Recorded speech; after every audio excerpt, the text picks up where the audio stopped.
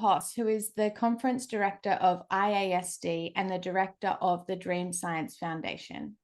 Now, Bob, I'd love to ask you, how did these conferences start? How did the conferences start? Yeah. Okay. Well, they started at the beginning of the organization, well over, 40 years ago, 41 years ago now. And they were just the original founders decided they wanted to have at the time, a professional conference. And it evolved through some creative ideas into what we have today, which is not only professional discussions and talks on all disciplines, not just research and clinical, but all various disciplines. But we also throw in a huge number of social events in there. We have a dream ball at the end where everybody dresses up as their dream characters or their favorite dream characters. And we have lots of receptions. We have an art exhibit too, and it's a dream art exhibit.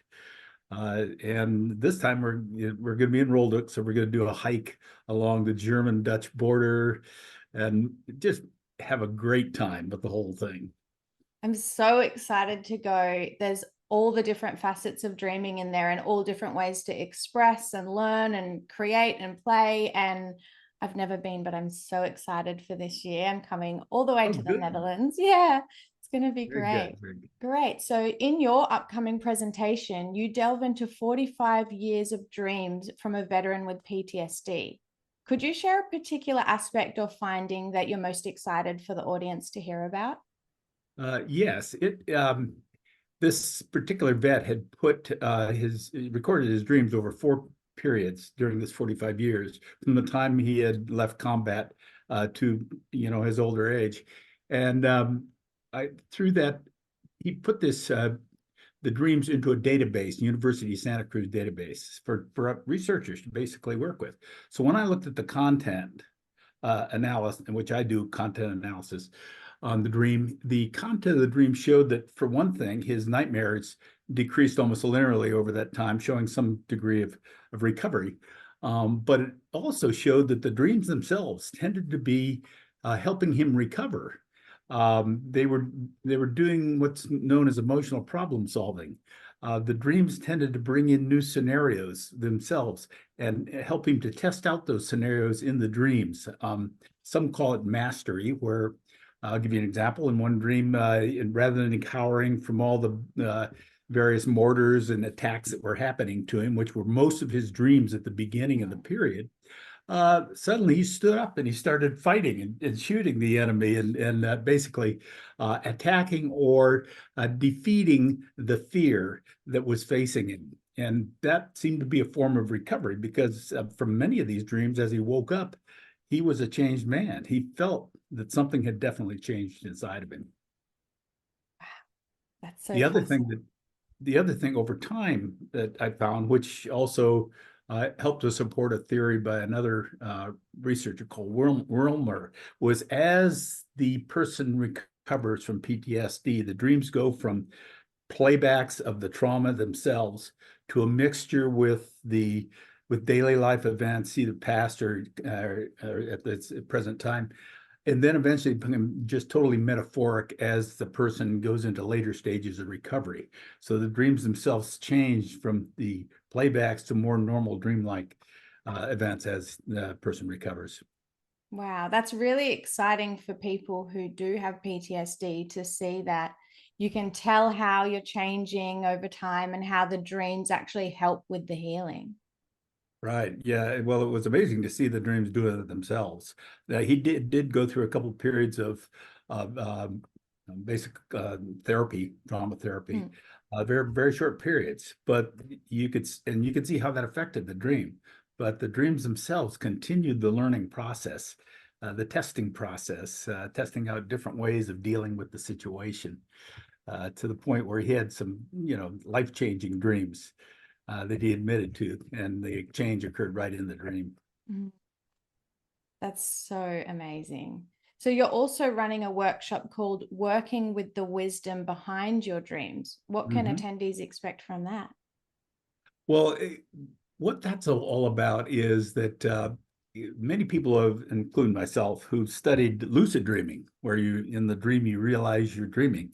have discovered wisdom behind the dream that you can actually dialogue with.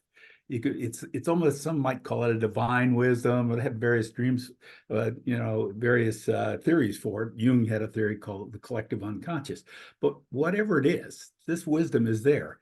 Now that wisdom's there also in normal dreams, everyday dreams. So what this workshop is going to be about is not only to talk about the great degree of wisdom that seems to reside within the dream in the background, but also that you can spot it in your daily dreams. And I broke it into about 5 different characteristics.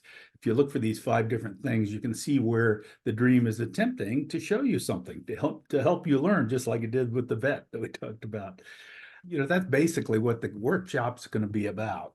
Mm.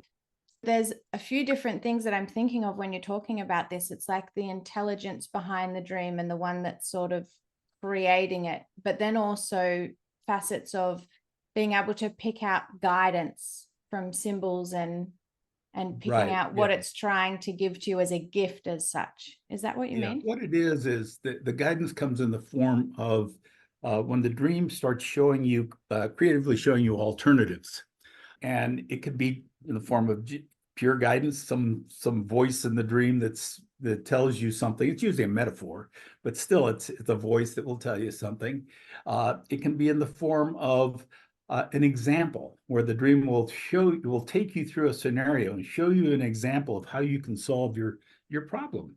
Sometimes it's a person who creates that example, like you dream of Charlie. Boy, I haven't seen Charlie for years. And what the dream is borrowing Charlie to represent a personality type that could help this person with this particular situation. Sometimes dreams force you to make a decision. And in that decision, quite often you'll turn around and reverse yourself in the dream, or you'll say something, you'll make an actual decision, which is the wisdom that you brought upon yourself by making that decision to help you through the situation. And then in the end, a surprise. The other thing is the big moment of learning is surprise. So the dream will show you something you didn't expect, a way of looking at something you didn't expect. So these are the ways to kind of look for it. And then in the end, if you see that the dream has reinforced something, that is, you got a pleasant dream, give you a great dream, go back and say, what was it that happened in the dream that caused it to end so beautifully? Because that was the dream showing you and reinforcing a particular solution. So it's really going through those particular, they're not specifically symbols, but they're actions in the dreams that relate to the dreams attempting to solve your problem. Wow, that's It's fascinating. It's Yeah, a self-healing. Yeah, it is. It's like every other part of our biology. We're filled with self-healing functions. So this is the brain's way of self-healing. It's amazing.